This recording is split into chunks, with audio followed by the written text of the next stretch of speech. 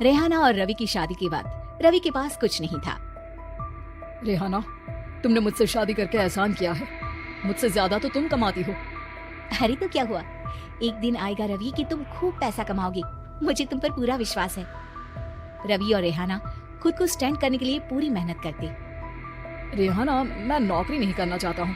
तो कोई बात नहीं, मैं नौकरी करके घर चलाती हूँ, तुम बिजनेस सेट करने की कोशिश करो। एक दिन रेहाना, तुम जानती हो मैंने जो विज्ञापन बनाने वाली कंपनी खोली थी ना, उससे बड़ी ब्रांड का ऑफर आया है। अब हम लोगों के दिन प्यारे न्यारे हो गए हैं। मैं जानती थी रवि कि एक दिन तुम सेटल हो जाओगे। रवि का काम अच्छा चल जाता है। एक दिन वो रेहाना से कहता है, रेहाना, अब हम लोगों का बच्चा भी हो गया है। बहुत छोटा है वो, उसका ख्याल कैसे रखेंगे हम? कैसे क्या, मैं गांव से माँ को लेकर आ जाती हूँ। नौकरी से हाफ डे ले लिया करूंगी। अभी तो वो छोटा है, स्कूल जाने तक मैं मैनेज कर लूंगी। देखो रेहाना, मैं अब अच्छा कमा रहा हूँ। तुमको नौकरी करके परेशान होने की कोई जरूरत नहीं है। अरे कैसी बात कर रहे हैं, मैं अपनी लगी लगाई नौकरी कैसे छोड़ दूं? और मैंने तो सुना है हम लोगों को कुछ ही महीनों में सरकारी नौकरी मिल जाएगी। सरकारी नौकरी में कितना कमा लोगी? उतने में तो मैं ड्राइवर रख लूंगा। रेहाना को रवि की बात का थोड़ा बुरा तो लगता है। कम से कम मेरी नौकरी की इतनी बेइज्जती मत करो। भूल गए, इसी नौकरी के बदौलत तुमने अपना बिजनेस खड़ा किया है। अरे वो तो मैं किसी के भरोसे भी कर लेता। देखो, अपने बच्चे को संभालो, घर का काम करो। अब बाहर जाती तुम अच्छी नहीं लगती हो। रेहाना रवि के कहने पर नौकरी तो छोड़ देती है, लेकिन अब बड़े से घर में उसकी कीमत किसी नौकर से कम नहीं होती। एक दिन रवि का दोस्त आता है। भाभी, हम लोग तो आपको तब से जानते हैं जब से आप लोग शादी होकर इस शहर में आए थे। आपकी बदौलत ही सारा बिजनेस खड़ा हुआ है। ये किस्मत तो आप ही की है भाभी। हाँ हाँ भाई, हमारी मेहनत तो कुछ है ही नहीं। अरे होगी, लेकिन भाभी की किस्मत के आगे कुछ नहीं। दोस्त वहाँ से चला जाता है, लेकिन रवि का गुस्सा 7वें आसमान में होता है। देखा कैसे बोल रहा था? अरे बिल्कुल अच्छा आदमी नहीं है ये। कैसी बात कर रहे हैं आप? प्रशांत भैया तो बहुत अच्छे इंसान है रवि। कैसे उन्होंने हमारे मुश्किल वक्त में हमारा साथ दिया था। अरे था पैसा तो साथ दिया, नहीं तो कौन पूछता है? रवि का व्यवहार पैसा आते ही अलग हो गया। वो बंदे को बंदा नहीं समझता। घमंड से घिरे रवि ने तो एक दिन हद ही कर दी। रेहाना, मैं अब तुम्हारे साथ नहीं रह सकता हूँ। क्या क्या बकवास कर रहे हो रवि? क्या कहना चाहते हो? और क्यों नहीं रह सकते तुम मेरे साथ? देखो, मुझे कोई और पसंद है और उसने साथ रहने पर बस यही शर्त रखी है कि मुझे तुम्हें तलाक देना होगा।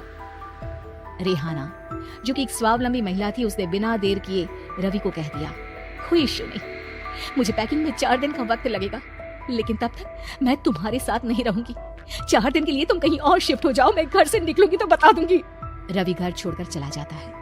रेहाना को दुख होता है, वो रोती है, लेकिन व्यवहार से स्ट्रॉन्ग रेहाना को पति के वापस आने का और उसे सबक सिखाने का पूरा भरोसा था। फिर एक दिन, अरे शुशिका, कब शादी करोगी तुम मुझसे? यार मैंने तो सोचा था तुम शादी से पहले मुझे विदेश लेकर जाओगे, महंगी कार दिलाओगे। अरे सब दिला दूंगा, लेकिन पहले मुझसे शादी तो कर लो। हाँ हाँ, क्यों नहीं। मैं कुछ दिनों के लिए अपने मम्मी पापा के पास जा रही हूँ और लोगों से अपनी शादी की बात करूंगी। अरे शुशिका, कैसे रहूंगा मैं तुम्हारे बिना? अब तो शादी ही होने वाली है हम लोगों की।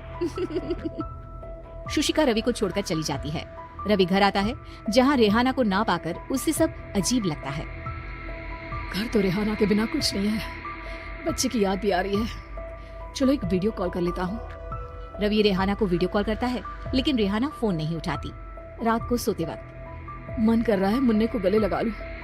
चलो कोई ना, शुशिका से शादी के बाद मेरे और भी बच्चे होंगे। अगले दिन रवि ऑफिस जाता है, जहाँ टीना खड़ी होती है। सर, आपने अपने नए ऐड के लिए मॉडल की रिक्वायरमेंट डाली थी ना, मैं उसी के लिए आई हूँ। रवि टीना को देखकर खुश हो जाता है।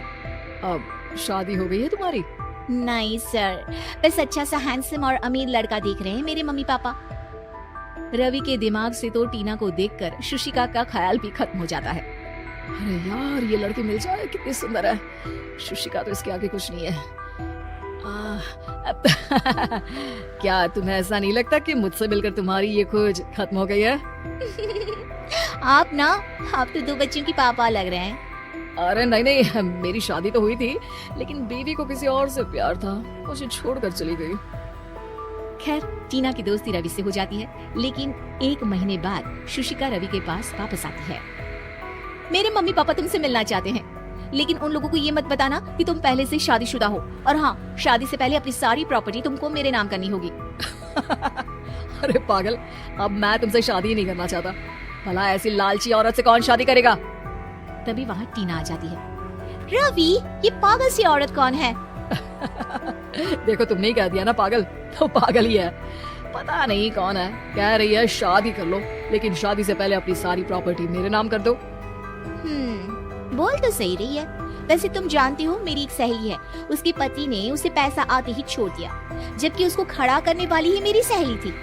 और मुझे भी भरोसा नहीं है। अगर मैं भी तुमसे शादी करूंगी तो तभी जब तुम मेरे नाम अपनी सारी प्रॉपर्टी कर दोगी। अरे हाँ, क्यों नहीं, बिल्कुल कर दूंगा। रवि और टीना की शादी की तारीख तय हो जाती है। वो अपनी सारी प्रॉपर्टी के कागज लेकर शादी वाली जगह पर पहुंचता है, लेकिन वहाँ टीना आती नहीं। रवि टीना को मैसेज करता है, कहाँ हो? सॉरी, मैं तुमसे शादी नहीं कर सकती, मुझे तुमसे भी ज्यादा पैसे वाला मिल गया। रवि को गुस्सा आ जाता है। वो गुस्से से सारा डेकोरेशन तोड़ रहा होता है कि वहाँ रेहाना आ जाती है। सर, क्या हो गया? क्या डेकोरेशन पसंद नहीं आई आपको? तुम यहाँ क्या कर रही हो? मैं यहाँ के डेकोरेटर हूँ। क्या आपको पसंद नहीं आई यहाँ की सजावट? रवि दौड़कर रेहाना के गले लग जाता है। मुझे माफ कर दो रेहाना। रवि रेहाना के गले लग जाता है और रेहाना टीना को थैंक्स का मैसेज करती है। ऐसी ही रोचक मनोरंजक कहानियाँ देखने और सुनने के लिए हमारे वीडियो को लाइक करें, दोस्तों को शेयर करें तथा हमारे चैनल बचपन पैम्पर को सब्सक्राइब करें।